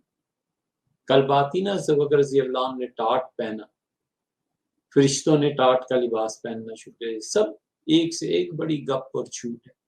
اب ہم سے کوئی جب پوچھتا ہے کہ کس طرح ٹاٹ پہننا اور کیا یہ چیزیں، کیا اسے بتائیں، ہے ہی جھوٹ، ہم کیوں جھوٹ کی تعبیر کریں۔ حضرت رسالت مآب صلی اللہ علیہ وسلم مدینہ منورہ میں پہلے 5 سال جو تھے، اس میں ریاست مدینہ کو بہت سی مشکلات کا سامنا کرنا پڑا۔ کوئی پوچھے کہ حضرت اب ہیں کون جو یہ بات کرتے ہیں، سیرت طیبہ آپ نے پڑھی کتنی ہے، یہ سٹیٹمنٹ اب دے کیسے سکتے ہیں؟ بالکل اسی طرح ہے جیسے میں اٹھ کے بولوں کہ کرکٹ پاکستان میں ایسا ہونا چاہیے اور فیوچر یہ ہونا چاہیے، بچے بھی ہنسے گیا تمہاری اوقات کیا، تم جاؤ اپنی کتابیں جو پڑھنا ہے پڑھو، کرکٹ سے تمہارا کیا تھا۔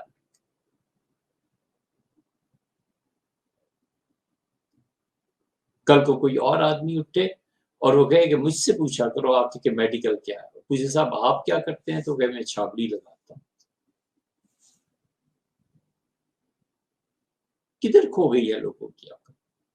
حضرت رسالت مآب صلی اللہ علیہ وسلم نے مدینہ منورہ میں ریاست قائم کی تھی پہلے 5 سالے میں، اس لیے کہ یہ زوم ہے، اور مذہبی رہنماؤں نے انہیں یقین دلایا ہے کہ صلاح الدین ایوبی کے بعد آپ ہی پیدا ہوئے، اور آپ کے 5 سالہ دور میں جو تکالیف اور مصائب ہیں یہ عین سنت کے مطابق ہے۔ حضور صلی اللہ علیہ وسلم کو بھی یہی کیفیت پیش آئی تھی،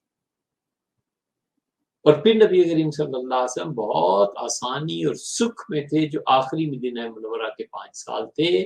تو آپ کا جو دوسرا 5 سالہ آئے گا نا پاکستان کی قیادت کا، اس میں آپ بہت اچھے ہوں، وہ بھی خوش ہے، وہ بھی خوش، اس لیے کہ انہوں نے بہت سے لوگوں کی فائلز اس پہ پرائم منسٹر سے سائن کروانے، کوئی ایسی چیز نہیں ہے، قطعاً کوئی ایسی چیز نہیں ہے۔ حضرت رسالت پناہ صلی اللہ علیہ وسلم کی حیات طیبہ مکہ مکرمہ میں ہو یا مدینہ منورہ میں، آپ سیرت کو خود پڑھ لیں، ہر 6 مہینے سال بعد، ہر 6 مہینے سال بعد بڑی سے بڑی چیلنج کا سامنا کرنا پڑا ہے، حتیٰ کہ رفاقت اعلیٰ نصیب بدر ہوئی، مدینہ منورہ تو چلو لے لیتے ہیں، بدر سے پہلے جو کچھ تکالیف تھی وہ کہاں گئی؟ صحابہ رضی اللہ عنہ سارے ہجرت کر کے گئے تھے، ان کی مواخات اور وہ چیزیں کہاں گئیں؟ لوگ نئے نئے مسلمان ہو کے آ رہے تھے، اور ان کے لیے رسول اللہ صلی اللہ علیہ وسلم کا 24 گھنٹے تعلیم میں کھپے رہنا، اپنے آپ کو بالکل کھپا دینا، ایک طرح کا پیغام بھیجتے تھے کہ عشاء کے بعد آج مجھے تم سے بات کرنی ہے، بیٹھے رہے۔ صحابہ رضی اللہ عنہ عشاء کے بعد بیٹھے رہتے تھے، روزانہ فجر کے بعد لوگوں کو تعلیم دینا، ان کے محلوں میں جا کر کھڑے ہو کے انہیں بتانا کہ یہ اس طرح کرنا ہے، یہ اس طرح کرتے ہیں، یہ اس طرح کرتے ہیں۔ پھر بدر، اچھا چلیے یہ 5 سال پہلے انہوں نے بھی مان لیا، 6 سال کیا ہوا؟ حضور اقدس صلی اللہ علیہ وسلم حدیبیہ نہیں گئے، انہوں نے منع نہیں کر دیا کہ آپ مکہ نہیں آ سکتے، لڑائی کے لیے سارے تل نہیں گئے تھے۔ 2 طرفہ باتیں، ایک طرف رسول اللہ صلی اللہ علیہ وسلم فرما چکے ہیں کہ میں نے خواب دیکھا ہے، ہم نے عمرہ کیا، یہاں صحابہ رضی اللہ عنہ سیدنا عمر رضی اللہ عنہ کرتے ہیں کہ اللہ کے رسول آپ نے تو فرمایا تھا، تو آپ نے کہا عمر یہ بھی کہا تھا کہ اسی سال یہ ہوگا، کہ نہیں، تمہارا تو بس یہ ہوگا صحیح، اس سال نہیں تو اگلے سال سے۔ تھوڑے کرب اور بے چینی سے گزرے ہیں حضور صلی اللہ علیہ وسلم، 6 7 8 9 10 سارے سالوں میں کہ وہ طوفان اٹھا ہے کہ بچے بچے کی زبان پہ ام المومنین عائشہ رضی اللہ عنہا پر منافقوں نے تہمت لگائی تھی، رسول اللہ صلی اللہ علیہ وسلم کے دن کا چین اور رات کی نیند اس میں خلل آ گیا تھا۔ حضرت بکر رضی اللہ عنہ جیسا آپ کا ساتھی جس پہ آپ کو مکمل اعتماد اور یقین تھا، اس شخص کی صدیقیت کا اس سے بڑا مظاہرہ کبھی بھی نہیں ہوا، یا وہ ہے یا پھر ختم نبوت کی جنگ ہے۔ یعنی آپ اندازہ کریں اتنی حالت نازک ہو گئی ہے کہ سے عائشہ رضی اللہ عنہ اپنے ماں باپ کے گھر چلی گئی ہیں، یہ جن کی بیٹیاں ہیں نا ان سے پوچھیں دل پہ ہاتھ رکھ کے کہ تہمت لگے بیٹی پہ اور بھی عائشہ رضی اللہ عنہ جیسے تو کیا حال ہوتا ہے۔ وہ محسوس کر لیا انہوں نے کہ کچھ بات ہے، چلی گئی۔ اور جب وہاں پہنچ کے پتہ چلا کہ اچھا میرے متعلق یہ تہمت ہے، تو رسول اللہ صلی اللہ علیہ وسلم تشریف لائے۔ سیدنا ابوبکر رضی اللہ عنہ کو بیٹی کہتی ہے کہ آپ جواب کیوں نہیں دیتے میری طرف سے، آپ بولیں، آپ بتائیں ابا میں کس کردار کی ہوں۔ تو سیدنا ابوبکر رضی اللہ عنہ کے اصرار پہ ان کا بیٹی وہ اللہ کے رسول ہے، چپ ہو گئے ابوبکر سے، چند ایک فکرے اس سارے قصے میں ابوبکر سے بولے ہی نہیں۔ ان کا تو میری بیٹی ہو لیکن اللہ کے رسول اللہ صلی اللہ علیہ وسلم تھوڑی یہ حالت گزری۔ پھر اس سے اگلے سال عمرہ ہو گیا، سب چیزیں ہو گئی، پھر بنو قریظہ کے ساتھ، اس سے پہلے یہودیوں کے ساتھ یہ کرب نہیں گزرا۔ بادشاہوں کو خط لکھ رہے ہیں اور عرب آپ کی کردار کشی کے پیچھے پڑے ہوئے ہیں، اور آپ حسان ابن ثابت رضی اللہ عنہ کو کہتے ہیں کہ میری طرف سے حسان جواب دو۔ مکہ فتح ہو گیا، بظاہر مشکلات، کہاں مشکلات کا خاتمہ ہوا ہے، خیبر اس سے پہلے ہو گئی، غزوہ حنین کہاں گیا، طائف کا محاصرہ کہاں گیا، حتیٰ کہ وفات سے پہلے خبر ملی ہے کہ عیسائیوں نے اس طرح حملے کا غزوہ تبوک اور پھر وفات سے پہلے بھی ایک لشکر کو روانہ کیا ہے۔ کہاں حضور صلی اللہ علیہ وسلم پر کوئی سال، کوئی 6 مہینے ایسے گزرے ہوں جب سکھ اور چین ہوا، ایسے نہیں ہوا۔ ساری زندگی ان کی جد و جہد میں گزری ہے، ساری زندگی ان کی اس میں گزری ہے کہ خدا کا دین قائم۔ یہ اب کسی نے پڑھا دیا ہوگا، ہم جانتے ہیں جو مذہبی قیادت ان کے ساتھ ہے وہ خود ان الفاظ کا اللہ کو ہم نے جواب دینا ہے، اس ذمہ داری کے احساس کہتے ہیں ٹاپ کے جھوٹے ہیں حضور صلی اللہ علیہ وسلم کے بارے میں، کوئی شرم حیا کوئی رکاوٹ نہیں ہے، پڑھنا تو ہے نہیں نا، اس لیے کہ پیری مریدی سے فرصت ملے تو پھر نا، خوش آمدیوں سے فرصت ملے تو کوئی پڑھے کہ نا۔ اس مذہبی قیادت کا یہ حال ہے کہ وہ جھوٹ بولتے ہیں، بکتے ہیں حضور اقدس صلی اللہ علیہ وسلم پہ، اس سے فائدہ ہوتا ہے منکرین حدیث کو۔ منکرین حدیث سے جب بات کرنی پڑتی ہے تو کہتے ہیں یہ بھی روایت ہے، یہ بھی روایت ہے، یہ بھی، ہم کہتے ہیں یار یہ جھوٹ ہے، کہتے ہیں تم جانو تمہارے کام۔ اس مذہبی قیادت نے کہا کہ حضور صلی اللہ علیہ وسلم پہلا 5 سال، آپ اتنی موٹی سی بات پوچھیں کسی سے کہ اس زمانے میں بھی 5 سالہ دور ہوا کرتے، اس زمانے میں بھی 5 سالہ بجٹ پیش ہوا کرتے تھے، 5 سالہ پلان ہوا کرتا تھا، کچھ بھی نہیں، سب جھوٹ کا بلندہ۔ سیاست میں جو کرتے ہیں کریں، ان کی مرضی، ہمیں کیا اس سے ہم متاثر ہوں نہ ہوں، ملکی حالات، لیکن یہ نہیں ہونا چاہیے کہ رسول اللہ صلی اللہ علیہ وسلم پر جھوٹ۔ غالباً امام بخاری رحمۃ اللہ عنہ خواب دیکھا تھا، غالباً یا ایک اور بڑے محدث سے انہوں نے دیکھا تھا کہ رسول اللہ صلی اللہ علیہ وسلم کی جسد اطہر سے وہ پنکھا جھل رہے ہیں، مکھیاں اڑا رہے ہیں۔ تو انہوں نے اس کی تعبیر پوچھی، انہوں نے کہا اللہ تعالیٰ تمہیں اس مقام تک لے جائے گا کہ تم رسول اللہ صلی اللہ علیہ وسلم پر جو لوگ جھوٹ بولیں گے ان کے جھوٹ کو ہٹاؤ گے۔ ہمیں صرف اور صرف رسول اللہ صلی اللہ علیہ وسلم پہ غیرت آتی ہے، جو نہیں کہا نہیں کہا، نہ کہیں کہ انہوں نے کہا، بس اتنی سی بات، اور کچھ نہیں۔ ڈالر کہاں جا رہا ہے تو فلاں کہاں، ہمیں کیا پتا یار، کریں جو کچھ بھی کرنا ہے. صرف اتنی درخواست ہے حضور اکرم صلی اللہ علیہ وسلم جھوٹ نہ بولے، لوگوں کو مذہب کے نام پہ دھوکہ نہ دے. یہی وہ چیز جنہوں نے اکبر بادشاہ کو یقین دلایا تھا کہ 1000 سال پورے ہو گئے ہیں، 1000 سال کے بعد تبدیلی آئے گی، اور اب جو امت جس نہج پہ آئندہ 1000 سال تک چلے گی، اکبر بادشاہ کو یقین دلایا کہ آپ ہی ہیں، آپ کا نام کتابوں میں آیا، اب اس دین میں تغیرات کو پیدا کریں.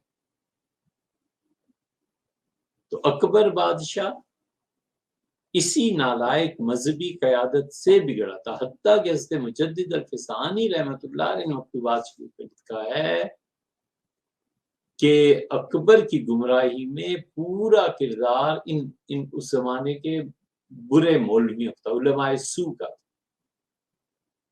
جا کے پٹیاں پڑھاتے ہیں کہ آپ اس اعتبار سے اتباع سنت میں، اس اعتبار سے. تو اکبر بادشاہ جو ہمیشہ جمعرات کو پوری رات گزارتا تھا علم کی مجالس میں، علماء بیٹھتے تھے، باتیں کرتا تھا، گفتگو کرتا تھا، یہ جد و جہد شروع ہوئی کہ میں بادشاہ کے زیادہ قریب بیٹھوں. دوسرے مولوی نے کہا میں زیادہ قریب بیٹھوں، تیسرے نے کہا میں زیادہ. اکبر بادشاہ جب فجر جمعے کی اس کے بعد مجلس برخاست ہوتی تھی تو علماء کے جوتے سیدھے کرتا تھا. یہ عبدالقادر بدایونی نے تاریخ میں لکھا. عبدالقادر بدایونی کا نسخہ تاریخ کا ہمیں ایران سے ملا، بہت اچھا چھاپا ہے، پڑھنا ہو تو اس نسخے کو پڑھیں. ہمارے حضرت شیخ ابوالحسن علی ندوی رحمۃ اللہ علیہ نے تاریخ دعوت و عزیمت کی 4 جلد میں یہ سب حالات بیان کیا، آپ پڑھیں. اور پھر وہ دن بھی آیا جو اکبر بادشاہ جوتے جن کے سیدھا کرتے تھے، ایسی بحث اور شور اور پکار بلند ہوا کہ اکبر نے کہا یہ میرے سامنے یہ سب کچھ کیا ہو، یعنی جن لوگوں کو بولنے تک کی تمیز نہیں ہے، یہ ایسی باتیں. تو اس لیے آج کل جو بھی ان کے گرد مذہبی حلقہ ہے نا، ان کی کوئی سی ابھی ربیع الاول گزرا تھا نا، ابھی ربیع الاول پہ انہوں نے جو تقریر کی ہے کہ حضور اقدس صلی اللہ علیہ وسلم ایسے اٹھے، ایسے پیدائش کے بعد ایسے ہاتھ بلند کیا، اور یوں رسول اللہ صلی اللہ علیہ وسلم کا دایاں ہاتھ پڑا. حیران ہوتا ہے انسان کہ یا اللہ یہ کیا کر رہے ہیں. یہ سب چیزیں اسلام کی بدنامی کا باعث ہے. ہماری اگلی نسلیں پوچھیں گی اور پوچھتی ہیں، وہ کہتی ہیں چند دن کا بچہ ہے، یہ کیسے ہو گیا تھا، دینا جواب اس کا. ہم کہتے بیٹے ہوئے ہی نہیں تھا. وہ کہتے ہیں آپ کی ماں نے، اس کی ماں نے. یہی چیز ان کے ساتھ جا کے جو کچھ کسی نے کان میں کہہ دیا اور یقین دلا دیا کہ آپ جو کچھ کر رہے ہیں حضور اقدس صلی اللہ علیہ وسلم کے ساتھ بھی یہی پیش آیا تھا، آپ اتباع سنت پہ چل رہے ہیں، تو یہ سب ضلوا خود بھی گمراہ ہیں اور اسے بھی گمراہ کر. اجازت دیجیے، ایک صاحب نے ابھی بھیجا ہے کہ بابا گرو نانک کو رحمت اللہ علیہ کہہ سکتے ہیں یا دیکھو بھیا، شخص کا ایمان پہ موت کا یقین ہو اسے کہا جا سکتا. یہ یقین ہو کہ ان کے انتقال اسلام پہ ہوا تھا، رحمت اللہ علیہ کہا جا سکتا ہے. ارسطو ہے، افلاطون ہے، گرو نانک ہے، لیکن ہمارے پاس یقین کا کوئی ذریعہ نہیں. بابا گرو نانک کا انتقال کس چیز پہ ہوا ہمیں نہیں معلوم. ارسطو اور افلاطون سے اگرچہ اب تک شرک ثابت نہیں ہوا، لیکن یہ بھی نہیں ہے کہ ہم انہیں سمجھیں کہ وہ انبیاء علیہ السلام میں سے تھے. قطعی اور یقینی چیز چاہیے. اسلام اور کفر کی حد یقینی ہوتی ہے، وہاں پہ کوئی اجتہاد اور یہ چیزیں نہیں ہوتی. اسی لیے اسلام اور کفر کے درمیان کوئی اور چیز نہیں ہے. جو شخص کفر سے نکلتا ہے اسلام میں آ جاتا ہے، اسلام سے نکلتا ہے تو کفر میں چلا جاتا ہے. کفر سے خود کفر میں یہودی سے عیسائی ہو جائے، عیسائی سے کچھ اور چیز بن جائے، وہ ہوتا ہے. لیکن جب یقین ہو کہ اس کا انتقال اسلام پہ، اللہ کے دین پہ ہوا ہے، تو ہم اس کے لیے دعا مانگتے ہیں کہ خدا کی رحمت اس پہ نازل ہو. اور اگر یہی دعا ہم کسی یہودی کو کہیں، عیسائی کو کہیں، تو پھر جھگڑے ہی کیا رہ گئے؟ یہ سارے دین ایک ہی ہو گئے نا. اس لیے اس پہ نہیں کہا جا سکتا جب تک یقینی طور پہ پتہ نہیں چلے. جی مفتی صاحب، ایک آخری جو بات آپ سے ہوئی تھی کہ جو واش رومز وغیرہ جو مری کا بھی جو سانحہ ہوا تو اس کے بعد وہاں جو جی لفظ آخری جو ہے اس کی کتنی قسمیں، ایک حقیقی ہے، ایک غیر حقیقی آخرت ہے، کیا اس سے پہلے بھی سوال میں آپ نے کہا کہ آخری. اچھا چلیے صحیح ہے. جی بس مفتی صاحب وہ سوال نہیں ہے بلکہ جو کامنٹ جو ہے اس کے اوپر کچھ اگر فرما دیں کہ جو واش روم جو ہیں وہ اس کا جو پروجیکٹ ہے اس کے سلسلے میں آپ سے بات ہوئی تھی کہ اس پہ اگر آپ کچھ فرما دیں کہ جو مری کا سانحہ ہوا اس میں جو لوگ آئے ان کو پریشانی ہوئی اور جو لوگ آتے جاتے ہیں تو ٹریفک جو بڑھ گیا تو اس پہ کچھ. جی بھائی، مری کے سانحے میں ہمارے ساتھ یہ ہوا کہ ہم تو آرام سے گئے، واپس جب پلٹے تو معلوم ہوا کہ کئی لوگ یہاں پہ ہیں اور وہ مری سے مختلف جگہوں سے پیدل چل کے بھی آئے ہیں، درمیان میں گاڑیوں سے بھی سفر کیا ہے. تو ان کے لیے بستر، ان کے لیے بندوبست کرنا، یہ سب چیزیں اس وقت بہت مشکل تھی. لیکن لوگوں کا سلسلہ رہا. پھر ہم دوبارہ مری گئے اور پنڈی جا کے فوڈ، کھانے پینے کا سامان خریدا اور آدھی رات کو آ کے یہاں پر یہ چیزیں ہوئی. گلزار صاحب بھی اس بات اس معنی میں گواہ ہیں کہ ہم جب پہنچے تو ہجوم تھا، لوگ بات کر رہے تھے. تو گلزار صاحب سے ہماری بات پہلے سے چل رہی تھی، تو گلزار صاحب سے باتوں میں ہم نے بتایا کہ یہ ہو رہا ہے، لوگوں کا یہ کھانا رکھو، یہ اس کو دو، اس کو دو. یہ ساری چیزیں پیش آئی ہیں. ان میں واش رومس کا بھی تھا. یہ منصوبہ پہلے سے تھا کہ اب حالات بدل گئے اور حالات کی تبدیلی میں پہلے مری لوگ جاتے تھے، آبادی اب زیادہ ہوگی، اب زیادہ لوگ جانے لگے ہیں. تو اسلام آباد سے مری تک کوئی بھی ایسا اسٹیشن نہیں ہے جہاں پہ لوگوں کو واش رومس کی اس قسم کی سہولتیں میسر. اور اب سردی گرمی مری پورے پاکستان سے جو لوگ جاتے ہیں اگر اس راؤٹ پہ جائیں تو یہاں رکتے ہیں. نماز تو خیر کم ہی پڑھتے ہیں، انہیں زیادہ دلچسپی ہوتی ہے واش روم سے اور ان چیزوں سے، ان سہولیات سے. اور اسی وجہ سے مسجد میں نسبتاً آبادی بڑھ گئی ہے. ہمارا یہ پہلے سے تھا کہ ہم یہاں پر واش رومز بہت زیادہ بنائیں اور یہ چیزیں تاکہ لوگوں کو راحت اور آرام ملے. اور اگر اللہ توفیق دے تو 2 سجدے بھی کر لیں. تو اب ہم نے اس پروجیکٹ کو شروع کر دیا. اللہ کا شکر ہے، اللہ تعالیٰ کے احسان. پھر دیوار جو تھی وہ تھوڑی سی ٹوٹی بھی اور ڈر تھا کہ کبھی بھی باہر آ سکتی ہے. تو ان چیزوں کو کئی سال پہلے سوچنا پڑتا ہے نا. ہم نے اللہ کا شکر ہے وہ دیوار شروع کر دی ہے. اس کا 35 فٹ کے قریب روڈ کے ساتھ اس کی تعمیر بھی ہو گئی ہے. اور خدا نخواستہ اگر غفلت ہو جائے تو پوری روڈ ہی نیچے آ گئی. اس کو ویڈیوز کی مدد سے دیکھا جا سکتا ہے. تو آج کل وہ پروجیکٹ شروع کیا ہوا ہے. 150-200 WCs چاہیے، 100 کے قریب واش روم بن رہے ہیں. پھر بچوں کے لیے چاہیے اور سریا چاہیے. دنیا بھر میں جو بھی لوگ ہماری بات سنتے ہیں انہیں چاہیے اس کو خود سوچیں، سمجھیں اور ہم سب مل کے کام کریں. اللہ جس کو بھی توفیق دے، تعالیٰ شاہ کے کب سے. اجازت.